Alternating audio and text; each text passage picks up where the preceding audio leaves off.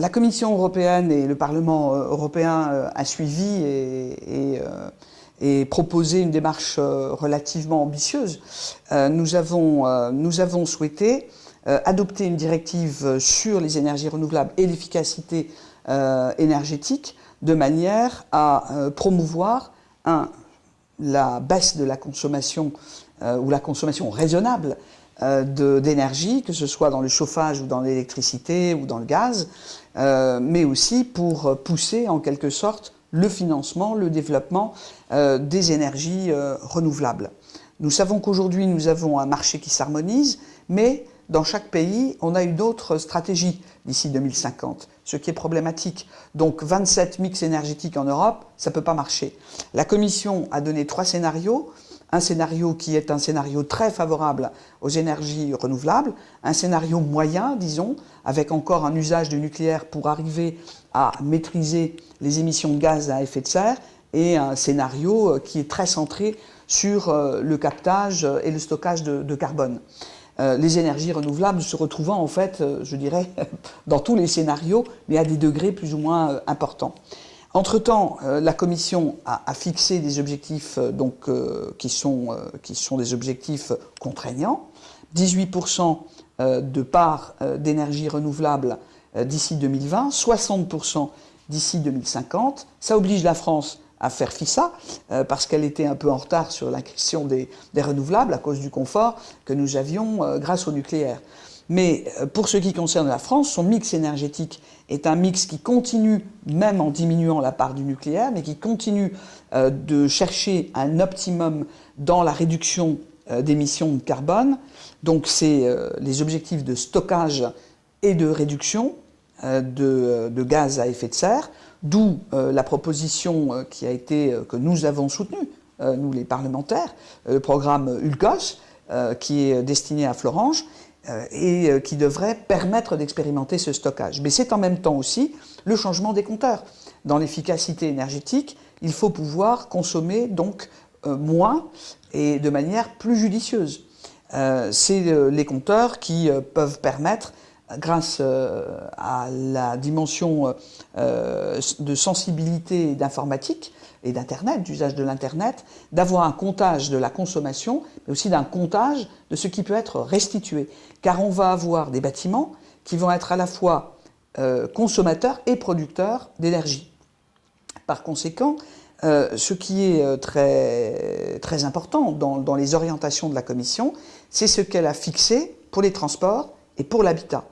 Pour les transports, réduction évidemment de la consommation d'énergie, mais en même temps aussi pour l'habitat, des dispositions qui visent là aussi à changer non seulement les moyens de chauffe ou les moyens d'électricité, mais qui visent à rénover les bâtiments anciens, les bâtiments publics, ceux que nos États membres n'ont pas voulu reconnaître en acceptant, je dirais, un programme quantifié.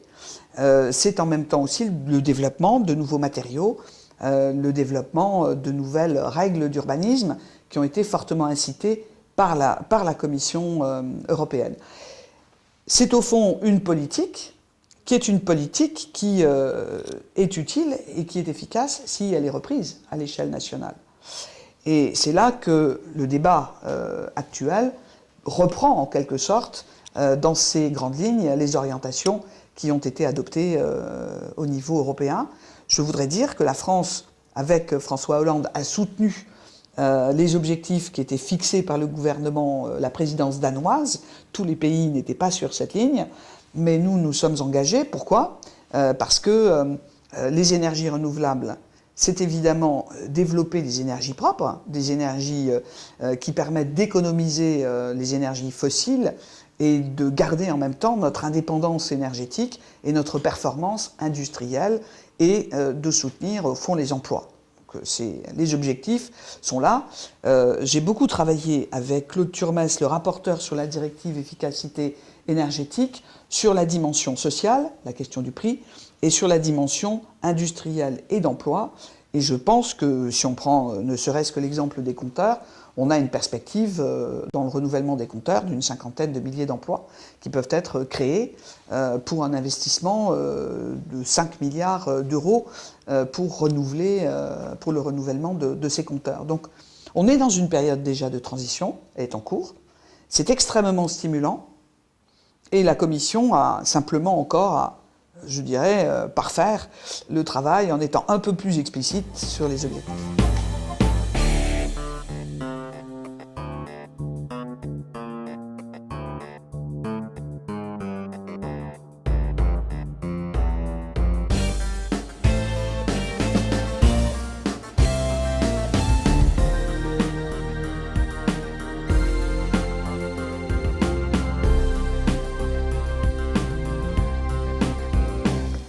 Pour ce qui concerne l'échelle territoriale la plus adéquate pour développer les renouvelables, c'est vraiment à la fois l'échelle locale ou l'échelle intercommunale, dans la mesure où on a un bassin de vie et où on peut concevoir des dispositions d'urbanisme ou un SCOT par exemple qui permet effectivement de tenir des objectifs de développement des renouvelables et d'efficacité énergétique. Mais il faut aussi, évidemment, puisque c'est ainsi que ça se passe à l'échelle européenne, il faut un mix énergétique national favorable aux renouvelables. La France a un retard à rattraper de ce côté-là. Et puis, il faut bien sûr le niveau européen. Et moi, je défends une véritable solidarité énergétique, une communauté européenne de l'énergie, parce que je pense que nous avons besoin d'avoir un socle qui permet à l'industrie de repartir. Il faut relancer notre capacité industrielle en Europe, relancer aussi les nouvelles formes de production.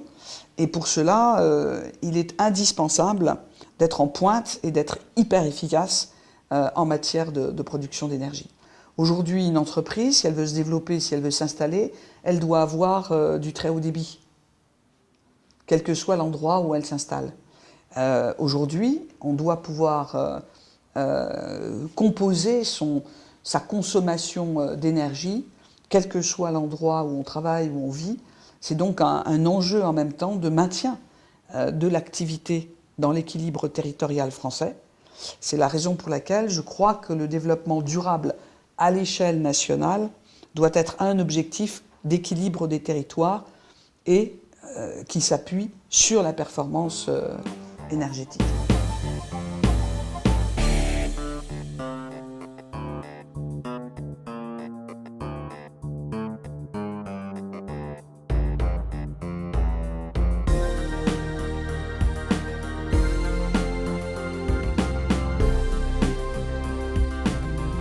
Alors les freins et les leviers. Les freins, ça a été de démarrer sur des activités nouvelles. Et donc, ça a été, au fond, les aspects réglementaires. Autorisation, essentiellement. Et puis, les financements. Ça revient cher. Tant qu'on ne construit pas beaucoup, on n'a pas beaucoup recours aux énergies renouvelables, c'est relativement cher de les utiliser et de les développer. Donc, il faut qu'on passe un cap. C'est la raison pour laquelle la Commission européenne a pensé qu'il fallait booster et pousser l'ambition sur les renouvelables pour qu'on aille plus vite vers un équilibre.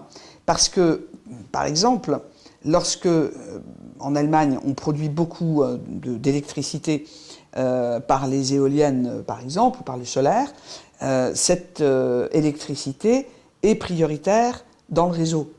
Mais elle est aussi plus chère. Donc, on a aujourd'hui un problème, c'est que nous sommes obligés parfois d'importer de l'électricité allemande parce que quand elle est en surproduction, elle est prioritaire. Au bout d'un moment, ça ne peut plus coller. Donc on a aujourd'hui à rétablir un certain un certain équilibre. Ça peut être un handicap, car le handicap de l'investissement pour les grands producteurs d'énergie, c'est qu'il faut, quand on développe des renouvelables, et comme les renouvelables sont intermittents, il faut évidemment garder une capacité d'énergie traditionnelle. Et c'est ça qui coûte aujourd'hui aussi très cher. Donc le développement de l'investissement d'un côté, le maintien de centrales de chauffe ou de production d'énergie. Voilà, ce sont, à mon avis, les principaux inconvénients. Je pense que pour un inconvénient qui valait précédemment pour l'ancien gouvernement, c'était de ne pas aborder les choses de manière concrète, avec des engagements précis et sans véritable soutien pour l'industrie. Je discutais il y a quelques jours avec Alstom et j'ai constaté qu'ils étaient très confiants et la Banque publique d'investissement, les moyens qui vont être mis pour développer la production, par exemple, d'éoliennes en France, va être certainement un dopant très utile pour notre pays.